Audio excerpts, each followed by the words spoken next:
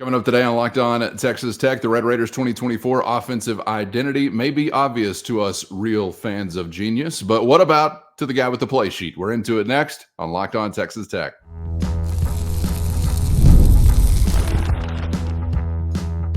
You are Locked On Texas Tech, your daily podcast on the Texas Tech Red Raiders. Part of the Locked On Podcast Network, your team every day. Great to be with you again on Locked On Texas Tech on the Locked On Podcast Network, your team every day, always free and available on YouTube or anywhere you get podcasts. And today's episode brought to you by FanDuel. Make every moment more. Right now, new customers get $150 in bonus bets guaranteed. That's $150 win or lose. So visit FanDuel.com/lockedon to get started. With the only Chris Level, I'm Casey Cowan. Chris, great to be back with you once again. And we are football focused on today's episode as we continue to prepare for the 2024 season.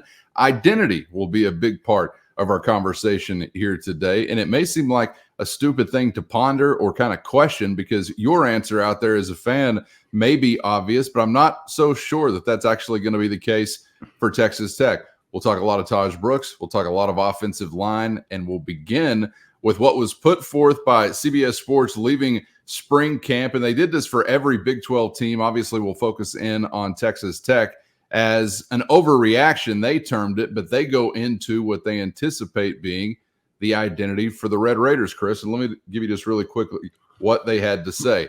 The headline was, "The offense won't look very air raidy." Now, I know some of you football minds out there kind of cringe at this because the air raid is a specific style of football offense, and we actually haven't been in that category for quite some time. But their general point is it's a ground attack, not an air attack. They go on to say Lubbock, Texas is where the air raid became a college football darling, and offensive coordinator Zach Kittley came up in the system. But when running back Tahj Brooks and a hyper-talented tight end room come to campus, don't expect Kittley to get complacent. Brooks ran for more than 1,500 yards last season and should play an even bigger role running behind twin 270-pound tight ends Mason Tharp and Jalen Conyers. After running out a number of possession-style receivers last year, expect quarterback Baron Morton's 8.4 average depth of target to jump thanks to a speedy group of receivers. Texas Tech coach Joey McGuire has the distinct advantage of being schematically versatile with his Texas high school coaching background, and that'll be put to full use in Lubbock this fall.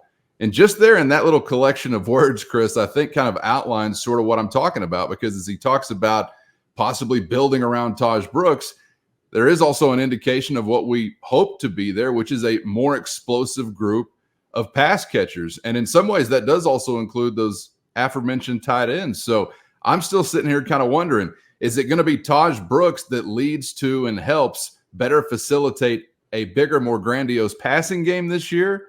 Or is it a more explosive passing game that could lead to just more and more and more opportunity for Tahj Brooks? I think there are a couple of different ways to slice it, but interested to see what a national perspective might be. Yes. I don't think this is the way the article is written. I don't think this is a quote unquote overreaction. I think, I don't think they want to necessarily major in the run game here. I just don't. Although I do think they want to still have the thought process of being very balanced. Look, you passed for 800 more yards than you ran for last season, as much as you ran the football. And it was painful trying to throw the football, okay, last year at times. With your quarterback issues, with drops, with just, whatever the situation was with your receivers, and none of those passing yards count for a lot of yards after the catch, as we know, which was also extremely painful to kind of see what you would leave out there at times or not gain. I think that is where your yards after catch is going to be the biggest change in this year's offense. Ideally, you can't force it. Players have to be a part of this, and you have to have a quarterback that puts guys in a good spot. Yeah, I already included the word hope, I think, once when referencing that. Yeah. We hope that's going to be the case. Yes. Big plays, chunk plays. As good as as good as Tahj is, he's not going to necessarily give you a ton of those. Sure, 15, 20, 25-yard runs, and maybe there's a few long ones, but he's just not that again, we know this.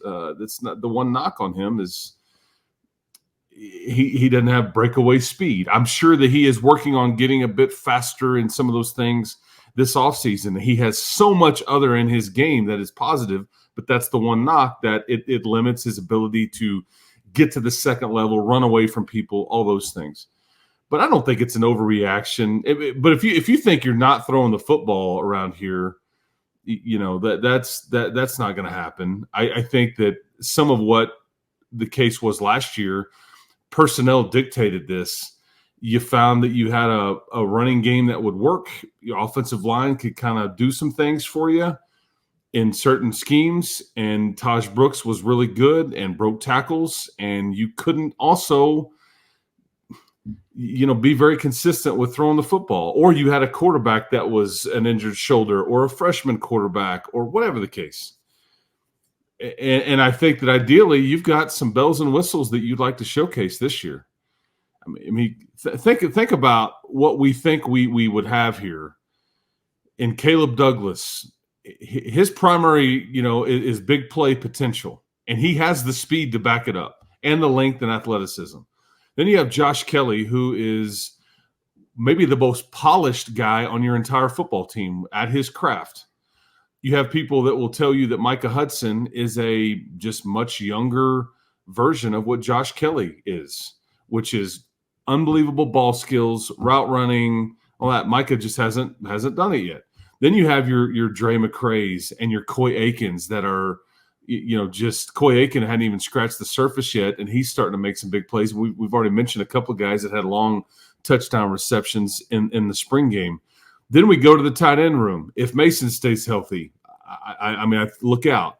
If Jalen Conyers and then J.C. Miller has got massive big play potential. So you just feel like you've got a lot of different options in the passing game with big play potential. And then do we still know enough about what's behind like Tahj Brooks to feel like he would have somebody that would be able to ably replace him? Are we there yet with Cameron Valdez? I know the answer, Chris. Calling me. No, we do not know. We do not know enough, because that's the first thing that it popped into my mind, probably your mind, and many other fans' minds when you're talking about either majoring or not majoring in the ground game. It's like, we know that first guy really, really good, but as we talked about before, can you play with fire again as far as asking him to carry that kind of humongous load that he did a season ago?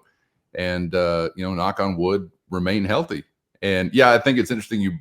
I'm glad you included John Carlos Miller, because he's the guy that doesn't get mentioned in that tight end room that was kind of being touted. But and I don't – from a national perspective, why would you, mention him necessarily? He's the Elon kid, right? Was it Elon that he came from? Yeah.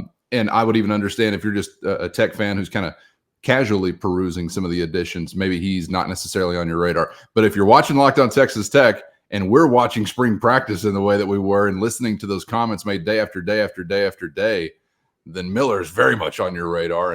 And in some of what we got to see from a limited perspective in the de facto spring game, I guess had one of the most dynamic plays that I know of that was made that day. High point. Yeah, he went up and got it in traffic. And Cam Dickey at running back, somebody that, again, you just got to go do it in the season. And I'm not ready to just say that, you're majoring in the run game, because we just don't know what you've necessarily got here. Cam Valdez hasn't necessarily been able to stay healthy and be available to you. He is somebody that has added some weight. Cam Dickey provides a lot of that speed, and he's got some size to him, but we just haven't seen it yet. Now, he caused people to transfer, multiple. quite the compliment, I think, by Cam Dickey, because he just emerged and passed some people on the depth chart.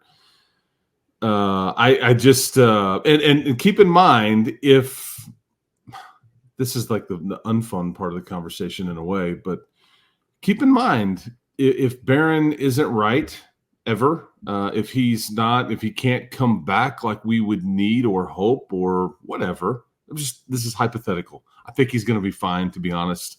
I think he just needs some rest. I think he'll be back. He'll be fine. He'll be slinging it. Okay. However, I think you'd be naive not to just at least consider the other part of this. If he's not right, does that have to cause you to lean on your ground game a bit more, kind of like last year?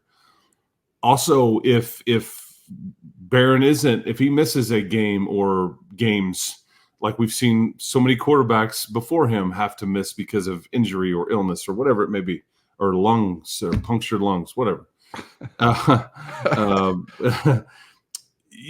Cam, Brown that's where you will kind of major in the run game a bit. I mean, I think that they're telling you that.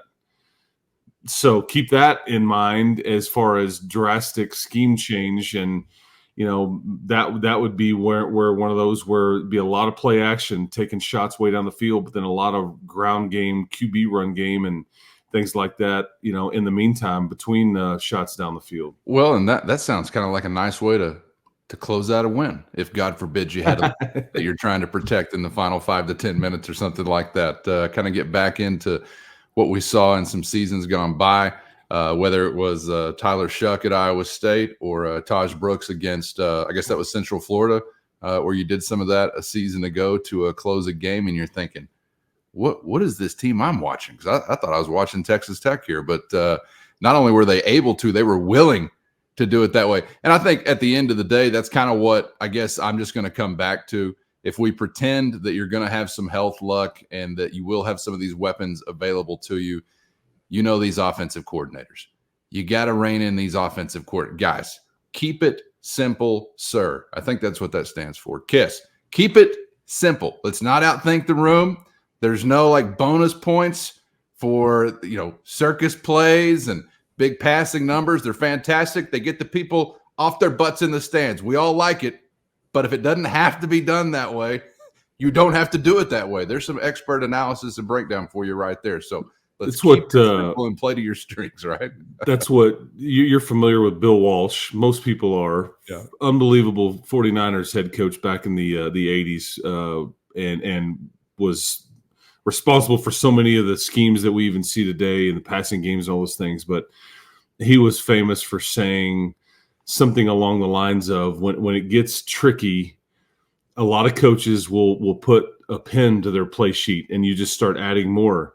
He's like, if you want to do it right, you turn that pencil around and you take the eraser and you eliminate stuff. And again, yeah. And it's less focus on a fewer things and be really good at that, kind of to your point. Yeah, you get back to the Mike Leach stamp size call sheet that's no bigger than the end of your thumb or something like that. I would love to see it. And Zach Kittley's still, I think, comparatively to those across the nation, fairly young and early on and kind of rounding out his offensive identity.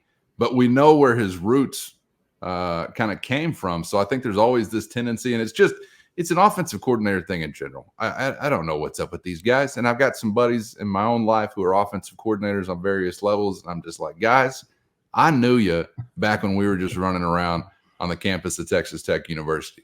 So you don't have to go out there and show your big brain off, because I'm not sure you had it in the first place. I've done some silly things with these guys before, but you get that OC title, and then all of a sudden, whiz kids, galaxies floating around the head. So, and I'd like to add also, just out of tremendous respect for his mother, the name Jordan Brown to the conversation, Chris. Oh, yeah. A guy who was stymied by some injury, but was kind of on the cusp of being one of those yards after catch guys last year, right? We didn't mention him. Shame on me. Big play in the spring game as well. Again, it just points back to some of the big play potential. And keep in mind, if you're like Zach Kittley in these scenarios, you got a bunch of guys in a meeting room going, I can make a play for you. And it's my turn. You're like, okay, I recruited you to come here and do that. And then you just, you gotta spread the wealth a little bit. But, I think to Zach's credit, you're right. Ran out the clock, UCF. I think you mentioned the Iowa State game with, the Tyler Shuck thing in Ames, Iowa was one of the most beautiful things. I was really cold So maybe my mind was a bit warped at the time. But it was the most beautiful things I'd ever seen a Texas Tech team do, because it had been done to me so many times previous. Right. And it had to be, it's just a helpless feeling. Like, please make it stop. Please make the mean man quit that. and you just, it's just snap it, and you just kind of look around for what feels like 30 seconds. And so you were like, you're like Audrey Griswold, like, hey, Chris, look at this. Isn't it beautiful? And somebody had to say his eyes are frozen, but he'll enjoy it later.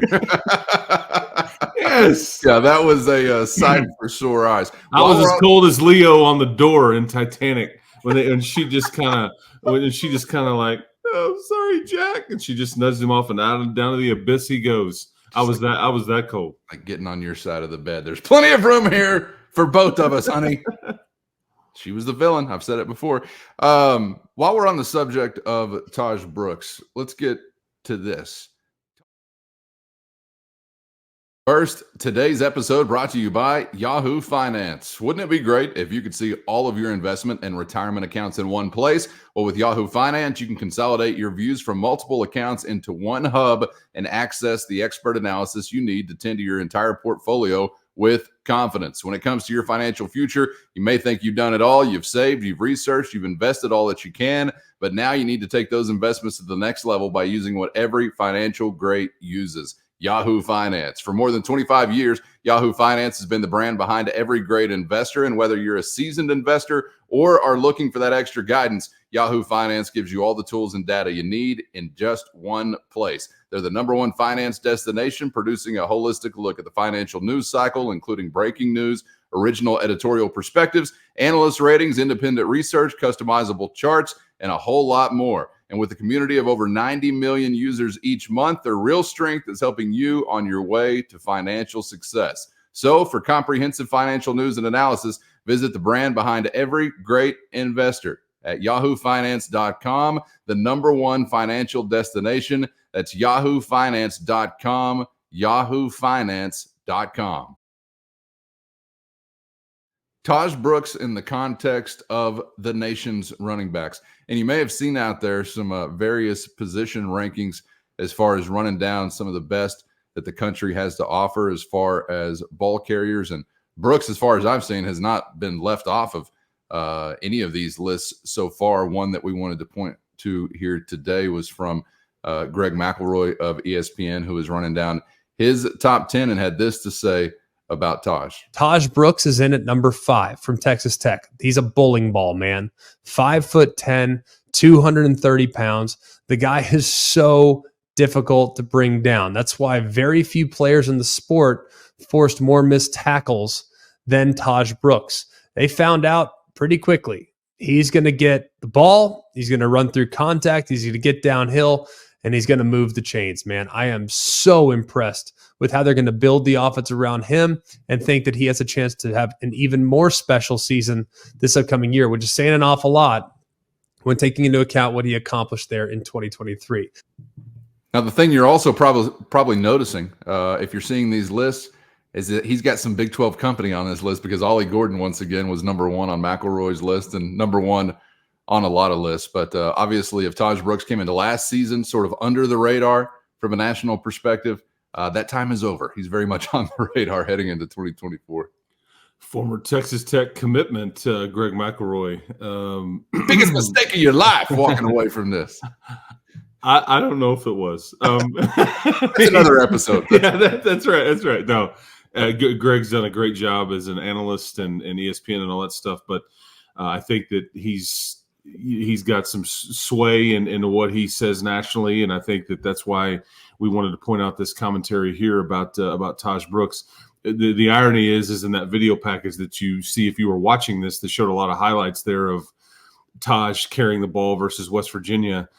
And, you know, occasionally I'll get criticized or heavily criticized for what I don't ask after a game is over. That was a touchy game because of the injury to Shuck, and then I think the injury to Baron Morton and all that. But I remember coming away from that West Virginia game, and I was, you know, pointed out to by several folks frustrating that I didn't ask, why didn't you give the ball to Tahj more in that game? And I just, that's kind of when you were still in the process of figuring out where this thing was going or what it needed to be. But to your point, Callan, I think what is fascinating here is that there's two ways to look at this. One is that Tahj Brooks has company, or that he's not as special as we would like to hope, because he's got so many folks around him in his own league that are very similar in numbers. Ollie Gordon tops this deal. Okay, he's going to be, I think, what most people feel like maybe the first running back taken like next year type scenario, but 21 touchdowns. That's 11 more than Tahj Brooks last year. Yeah. Nearly a yard more per carry. I think he had, 600 more yards or something than Tahj, ish. He had 1,700 yards, so a couple hundred yards more. But yeah, 21 touchdowns, 6.1 yards per carry. The one guy that not a lot of people, there's two guys that I think, because we want to mention Ollie Gordon first, obviously, and then we want to mention Tahj. But the other two guys I think deserve a lot of credit. And then there's a couple of guys behind them. These are all Big 12 guys, all going to be in the Big 12 again this year. But R.J. Harvey, I think people forget about him. We saw him up close. We saw that speed, 1,400 yards last year, 16 touchdowns, 6 more than Tahj, and 6.3 per carry, nearly a yard more than what Tahj was doing. Then you have Devin Neal, who over the last couple of years, he's got 2,300 yards and 25 touchdowns. But that doesn't consider like DJ Giddens at Kansas State. He had 1,200 yards last year. Corey Kiner at Cincinnati, he had over 1,000 yards last year. Point is, there's a lot of good talent in the backfield in the Big 12 Conference. With what Tahj, though, did is that I think he changed the entire dynamic and face of a team, because it so much of it was him and refusal to go down, refusal to be touched and then get brought down, all that stuff. And he's so much of this is him. Not necessarily scheme or forced or anything. He just is a pleasure to watch. Yeah, no question. And just like it's always been, the Big 12 Conference, the conference of the running back. God, since I was a boy, it's always been that way, and continues to be that way. And it's what they say about everything. It goes in cycles. Because there was a time when it kind of was. Remember Adrian Peterson, Cedric Benson, some of these guys, Darren Sproles. There was a time when you had a lot of really quality running backs. Who was the kid for Iowa State that ran for 2000? Montgomery? No, David Montgomery. I'm talking way back before that. Troy. I can't remember, but Iowa State had a run where he had. But David Montgomery is a great point, and that's fairly recent.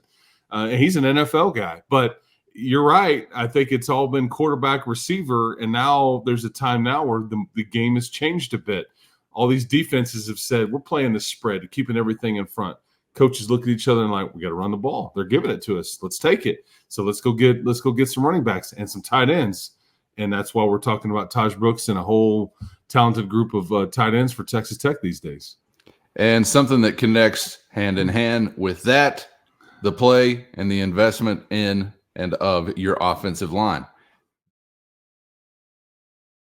First, today's episode brought to you by FanDuel Sportsbook, and it's playoff time in the NBA and NHL. Baseball's in full swing, and FanDuel is your place to bet on every game. Right now, new customers get $150 in bonus bets guaranteed. That's $150, win or lose. And you can bet on everything from slap shots to home runs, slam dunks, and all in between, all on an app that's safe, secure, and easy to use. So what's the holdup? Get in the mix now on all the action by visiting FanDuel.com/lockedon and make your first bet an automatic win with FanDuel, America's #1 sportsbook.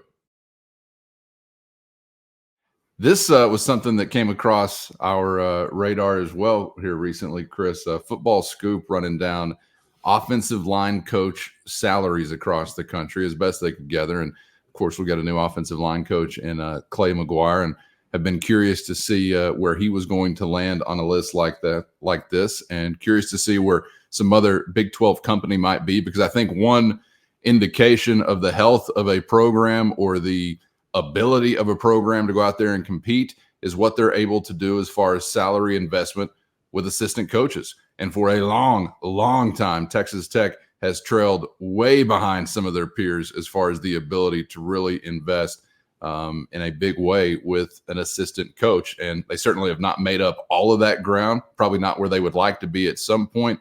But again, for us, guys that have been watching this program and fans of this program for decades and decades, this is a much different category than you used to be in just, 20 years ago, 15 years ago. So you're making up some ground. Number one on the list, the University of Texas. Bless their hearts. They just can't find a nickel to rub together. 1.3 for their offensive line coach. First Big 12 entry on the list, I believe, was Utah's offensive line coach, number 10 in the nation, around $800,000. Next entry on the list was at Oklahoma State. That came in around 20th, around $600,000. You got Kansas State there around 22, 23. Shout out to our guy, Brandon Jones, former Red Raider, who was also on the list. I just wanted to mention from Missouri around 26. And then you've got a couple more Big 12 entries, one being Central Florida, and then Clay McGuire. They're around 30, 31, so around top 30 area nationally, around $500,000. And Chris, going back to what I've already said here, I know when you look elsewhere at some really successful programs, I'm not talking about the University of Texas or something like that where their athletics department football program is more well-financed than the kingdom of God. They're always going to be able to do that, always have been able to do that. But I remember once upon a time kind of looking at Baylor in like some of the Art Briles years, and you look at some of the investment there with his support staff, and it's like, whoa, I wonder if that's a coincidence as to why they were competing, for Big 12 hardware during that time. This is important stuff, and it may be something that kind of goes unnoticed by most fans, but whenever you're gaining ground in this category, I think that's when you're really going to gain ground as a program. So what'd you make of what they did here in investing in Clay McGuire? Funny you mentioned Brandon Jones, who was fired by Dana Holgorsen, was it like a couple of years ago at a weird time of the year at the University of Houston. He is on the shelf for a bit, about, 6 weeks, 2 months, gets a job at University of Missouri. Fast forward, Dana Holgorsen let go at University of Houston. Brandon Jones at Missouri. Missouri's really good. They're preseason like top 10 probably, and Brandon Jones is like on this list here. Just shout out to the former Red Raider. Coaching is funny. Sometimes it's not until it is, and in this case, it's somewhere he's probably on the back porch smoking a cigar, going, "Remember the time I was in the dirty third, and I thought, man, I've got to let go, man, and nowhere to go from here." And next thing you know, you're at MIZ making $600K and coaching part of a top 10 SEC program. Okay, well, it's really a great example of treating people right on the way up, because you're going to see them again on the way down. Yes, and then back up, and then back down, and then back up, and then back down. You're exactly right. Just treat people right. Yeah, that is the theory there. I think it's interesting you mentioned that list of Big 12 coaches on the top portion. Is there any kind of common theme there with the Utahs and what they've done over the last decade, the Kansas States and the Oklahoma States? I'd say so. Me too. I would say there's a direct correlation into style of football. I think success. And that article, Football Scoop does a great job. We used to have Zach Barnett on our radio show all the time, and I always love talking to him because he's just one of these guys that looks at all different kind of, peels back the onion on college football in ways that you wouldn't have thought of. I'm not sitting around necessarily someday going, I wonder how the offensive line coaches are paid and how it's ranked. But here we have it. And I think, though, that in that article it says something along the lines of good luck being elite or good luck being any good with a mediocre offensive line. And that's the truth. Mike Leach used to tell Bill Bedenbaugh, who is very high paid on this list still, back in the day, he would tell Bill, and Bill would have a good time talking about this, but he would say, Mike always just puts it all on me. He said, got a perfect game plan drawn up, but in like coaches meeting, it's like it all just comes down if we can protect or not, Bill. Right. Perfect game plan. Yeah, that's right. You job. You got Sonny and Dana and Mike in there, and Ruffin or when these coaches meetings, and they're getting ready for these big games and all that. And that was in the mid 2000s after Robert and I left, and they promoted. He promoted Bill Bedenbaugh. Prior to, I guess it would have been Matt Moore being the one that replaced Bill when Bill left with Sonny to go to, I think it was University of Arizona, but I just remember him saying that. He's like, man, he always just kind of pauses. We got a great game plan. I mean, this will work as long as we can protect Bill. So. Dude, and speaking of that era, since Matt Moore, I mean, you've been kind of like, it ain't quite been your defensive coordinator position from like 2010 to 2000 whatever, where you got a new one every year. But Matt Moore was kind of the last time I remember really feeling like you got something cooking on the offensive line. There were some times, I think that this has been a hard position, because I think we mentioned Brandon Jones. I don't think it was great here whenever he was great here necessarily. I'm thrilled for him that he's crushing it in Missouri. I thought Lee Hayes had some times where I thought were really good, because Lee Hayes, he got you. I mean, think about some of the NFL guys that he got here. I mean, he got Jack Anderson and a few of those guys that had some time in the NFL. But I just think, because if you ever talk to like Joey or Zach Kitley about offensive line, and this is why Jackson Hughes, who was just added the other day, was kind of a big deal. And it's maybe a problem that it was kind of a big deal. Okay, so follow me. Yeah. But you ultimately want 23 offensive linemen on your team, 18 scholarship-ish, 5 walk-ons-ish, however that looks. And you think about, that's why these offensive line coaches are paid so much, because they have the most responsibility of anybody in the building. Everything looks good, fellas, as long as we can protect. Bill. So that's why you see that assistant spot paid more than really any other assistant spot, and why they're so coveted. Why it was such a big deal when you replace Stephen Hamby and go, okay, we're on the search. And when you start talking Clay McGuire or Chris Thompson or whoever it was, and you ended up with Clay McGuire, the former Crane, Texas and Texas Tech alum, it's a lot of responsibility. And you could make the argument that you will be really good next year if that group is good. If it's not, or if it's mediocre, you'll probably be the same. And you can't really say that about any other position group on the team. Yeah, would agree entirely. And you could still have a very interesting, compelling, and or competitive season, but it's the difference in like just bowl eligibility kind of being a ceiling, or competing for something more interesting. Contending for a conference championship, absolutely. Yeah. So no pressure, Clay McGuire. I know we've got a perfect scheme drawn up if you'll just protect. All right. Would love to hear from you in the YouTube comments on any of the above. Agreement, disagreement, your perspective. Always love for you to get in there. It's the best way to help grow the show, is to comment anything below on YouTube. Chris, appreciate your time and insight. As always, man, enjoyed it. And we'll be back to wrap up the week tomorrow. Hope it is alive, people. We'll talk to you tomorrow. Enjoy your Thursday out there. Make sure you're subscribed on YouTube or anywhere you get podcasts so you never miss an episode. Thanks for being out there, and we hope to see you back for the next round on Locked On Texas Tech.